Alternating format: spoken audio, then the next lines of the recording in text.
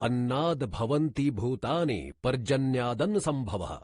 यज्ञाद भवति पर्जन्यो यज्ञः कर्म समुद्भवः। कर्म ब्रह्मोद्भवं विद्धि ब्रह्माक्षर समुद्भवम्। तस्मात् सर्वगतं ब्रह्म नित्यं यज्ञे प्रतिष्ठितम्। पदच्छेद।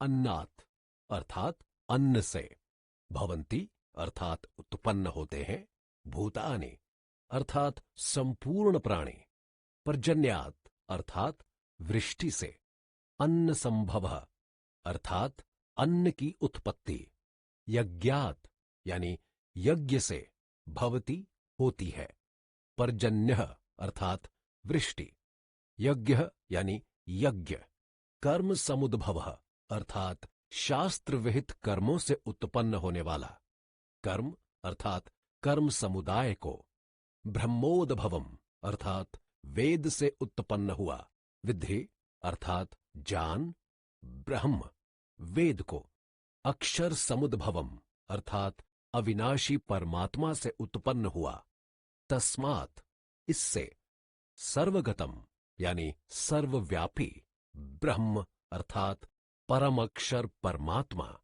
नित्यम अर्थात सदा ही, यज्ञे यज्ञ में, प्रतिष्ठितम अर्थात प्रतिष्ठित है। अनुवाद। संपूर्ण प्राणी अन्न से उत्पन्न होते हैं। अन्न की उत्पत्ति वृष्टि से होती है, वृष्टि यज्ञ से होती है, और यज्ञ शास्त्र विहित कर्मों से उत्पन्न होने वाला है। कर्म समुदाय को तू वेद से उत्पन्न हुआ और वेद को अविनाशी परमात्मा से उत्पन्न हुआ जान। इससे सिद्ध होता है कि सर्वव्यापी परम अक्षर परमात्मा सदा ही यज्ञ में प्रतिष्ठित है। टिप्पणी। यहां अन्न शब्द व्यापक अर्थ में है, इसलिए इसका अर्थ केवल गेहूं, चना आदि अनाज मात्र ही नहीं है, किंतु जिन भिन्न भिन्न आहार करने योग्य स्थूल एवं सूक्ष्म पदार्थों से विविध प्राणियों के शरीर आदि की पुष्टि होती है, उन समस्त खाद्य पदार्थों का वाचक यहां अन्न शब्द है। अतः संपूर्ण प्राणी अन्न से उत्पन्न होते हैं। इस वाक्य का यह भाव है कि खाद्य पदार्थों से ही समस्त प्राणियों के शरीर में रज और वीर्य आदि बनते हैं। उस रज वीर्य के संयोग से ही नाना प्राणियों की उत्पत्ति होती है तथा उत्पत्ति के बाद उनका पोषण भी खाद्य पदार्थों से ही होता है। अतएव सब प्रकार से प्राणियों की उत्पत्ति, वृद्धि और पोषण का हेतु अन्न ही है। इस अन्न की उत्पत्ति का कारण वृष्टि है, क्योंकि संसार में स्थूल एवं सूक्ष्म जितने भी अन्न खाद्य पदार्थ हैं, उन सबके पैदा होने में जल ही प्रधान कारण है और जल का आधार वृष्टि ही है। यज्ञ यहां अपने सामान्य संकीर्ण अर्थ याग होम आदि अनुष्ठान ही का द्योतक ना होकर अपने विशिष्ट विस्तृत अर्थ समस्त जीवों के हित के लिए निष्काम भाव से किए जाने वाले सत्कर्म का भी वाचक है। इसके अभिप्रेत अर्थों में हवन, दान, तप और जीविका आदि सभी कर्तव्य कर्मों का समावेश है, किंतु इन सब में हवन की प्रधानता होने से शास्त्रों में ऐसा कहा गया है कि अग्नि में आहुति देने पर वृष्टि होती है। वैसे यज्ञ से यहां केवल हवन ही विवक्षित नहीं है, बल्कि लोक कल्याण के लिए निस्वार्थ पूर्वक किए जाने वाले समूचे शुभ कर्म। 15वें श्लोक की पहली पंक्ति में ब्रह्म का अर्थ वेद है और दूसरी में परमात्मा। गीता में ब्रह्म शब्द का प्रयोग प्रकरणानुसार परमात्मा, प्रकृति, ब्रह्मा, वेद और ब्राह्मण इन सभी अर्थों में हुआ है। परमात्मा सदा ही यज्ञ में प्रतिष्ठित है। इसका भाव यह है कि ईश्वर सदा अच्छे काम में रहता है। कारण, हर अच्छे काम में एक प्राणी अपनी पीड़ा चिंता का ध्यान न कर दूसरे प्राणी को सुख शांति पहुंचाने की चेष्टा करता है। यह तभी हो सकता है जब वह दूसरे प्राणी को भी अपने ही जैसा समझे, उसे अपने से अभिन्न माने, उसकी आत्मा तथा अपनी आत्मा में एक ही नित्य स्वरूप पर ब्रह्म परमात्मा की अखंड प्रचंड ज्योति की आभा देखे, अर्थात उसमें, अपने में, हर किसी में, चारों ओर सर्वदा ईश्वर ही ईश्वर को विद्यमान पाए।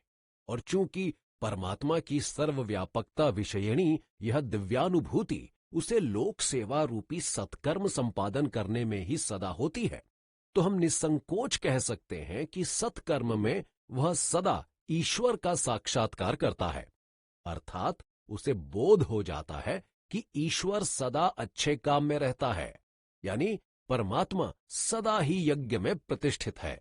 इस प्रकार सृष्टि चक्र की स्थिति यज्ञ पर निर्भर बतलाकर और परमात्मा को यज्ञ में प्रतिष्ठित कहकर अब उस सृष्टि चक्र के अनुकूल ना चलने वाले की, यानी अपना कर्तव्य पालन ना करने वाले की निंदा करते हुए भगवान कहते हैं, एवं प्रवर्तितम चक्रम नानुवर्तयति ह्य अघायुरिंद्रिया रामो मोघम पार्थ स जीवति। पदच्छेद।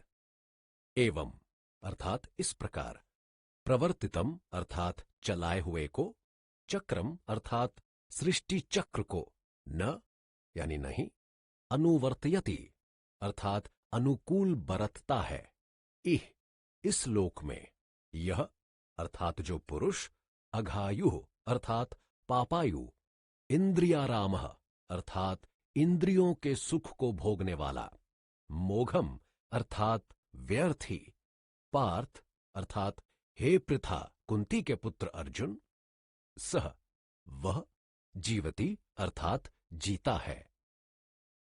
अनुवाद।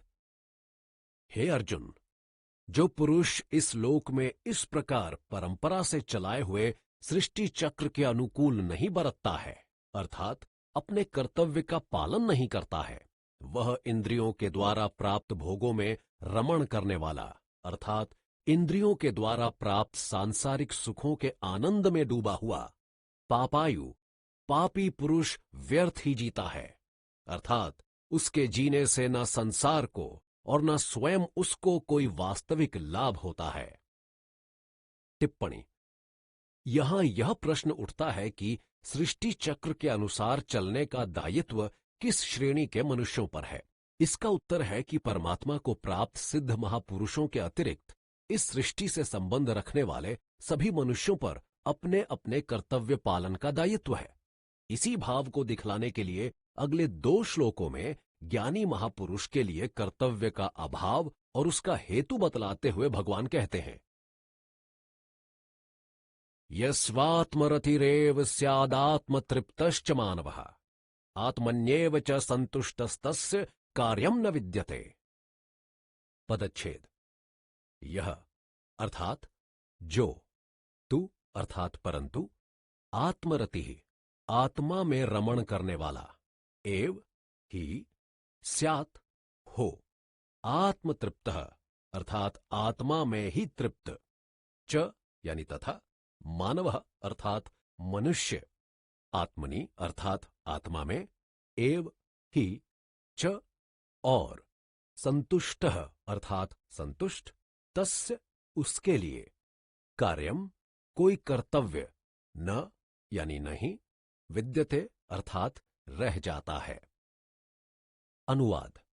परंतु जो मनुष्य आत्मा में ही रमण करने वाला और आत्मा में ही तृप्त तथा आत्मा में ही संतुष्ट हो, उसके लिए कोई कर्तव्य नहीं रह जाता है। टिप्पणी। यहां आत्मा से अभिप्राय परमात्मा से है। परमात्मा को प्राप्त हुए मनुष्य की दृष्टि में यह संपूर्ण जगत स्वप्न से जगे हुए आदमी के लिए स्वप्न की सृष्टि की भांति हो जाता है। उसकी किसी भी सांसारिक वस्तु में तनिक भी प्रीति नहीं होती और वह किसी भी विषय में रमण नहीं करता। केवल मात्र एक परमात्मा में ही अभिन्न भाव से उसकी अटल स्थिति हो जाती है। इस कारण उसके मन बुद्धि भी संसार में रमण न करके केवल परमात्मा के स्वरूप का ही सदा मनन और चिंतन करते रहते हैं। यही उसका आत्मा में रमण करना है। साथ ही परमात्मा को प्राप्त पुरुष पूर्ण काम हो जाता है। उसके लिए कोई भी वस्तु प्राप्त करने योग्य नहीं रह जाती। वह नित्य निरंतर ब्रह्म में ही मस्त रहता है। संसार का कोई बड़े से बड़ा प्रलोभन भी उसे अपनी ओर आकर्षित नहीं कर सकता। विश्व के किसी भी पदार्थ से अब उसे कोई लेना देना नहीं होता, क्योंकि उसने तो ऐसी विरल वस्तु को पा लिया है जिसे पाने से उसने सब कुछ पा लिया है, तृप्ति भी संतुष्टि भी। यही आत्मा में तृप्त तथा संतुष्ट होने का आशय है। बताए गए 3 विशेषणों से युक्त महापुरुष परमात्मा को प्राप्त हुआ होता है, अतः उसके समस्त कर्तव्य समाप्त हो चुके होते हैं, वह कृतकृत्य हो चुका होता है। मनुष्य के लिए शास्त्रों में जितना भी कर्तव्य का विधान किया गया है, उस सबका उद्देश्य केवल मात्र एक परम कल्याण स्वरूप परमात्मा को प्राप्त करना ही है। अब जिसके लिए वह उद्देश्य पहले ही पूर्ण हो चुका है, उसके लिए तो कुछ भी करना शेष नहीं रह जाता, अर्थात उसके कर्तव्य की समाप्ति हो जाती है। यहां यह बात ध्यान देने योग्य है कि ऐसे ज्ञानी आप्त पुरुष का मन इंद्रियों सहित शरीर से तथा उनके कर्मों से कोई भी संबंध नहीं रहता। इस कारण वह वास्तव में कुछ भी नहीं करता, उसके कर्म कर्म ही नहीं रहते। तथापि उसके द्वारा पूर्व के अभ्यास से और प्रारब्ध के अनुसार लोक दृष्टि से शास्त्रानुकूल कर्म तो लोक हितार्थ होते ही रहते हैं। ऐसे पुरुष पर शास्त्र का कोई शासन नहीं होता, उसका कर्म करने या ना करने से भी कोई प्रयोजन नहीं रहता। इसी भाव को अगले श्लोक में दर्शाया गया है।